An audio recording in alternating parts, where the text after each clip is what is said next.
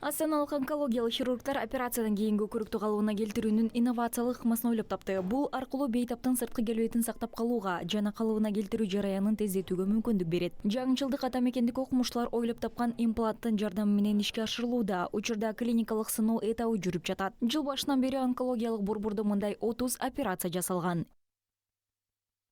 Прооперировали меня. Сейчас уже все хорошо.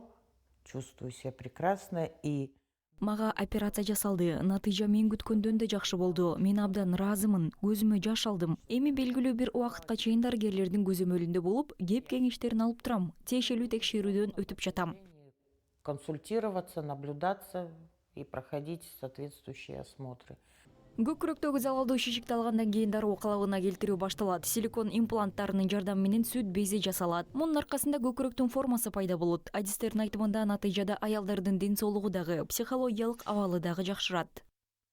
Помимо того, что мы делаем реконструкцию молочной железы, Сүт безин кайра калыбына келтирүүдөн тышкары эң актуалдуу маселелердин бири лимфодеманы өнүктүрүү болуп саналат. Лимфа түйүндөрүнүн көп сандагы өлчөмүн алып салуу аркылуу операция учурунда колдор шишип кетип жатат. Биз профилактикалык лимфоаннулярдык анастомоздорду колдонобуз. Бул экинчи лимфодеманын өнүгүү кооптуулугун иш жүзүндө нөлгө чейин азайтат. значительно снижает риски развития вторичной лимфодемы, практически сводя их к нулю.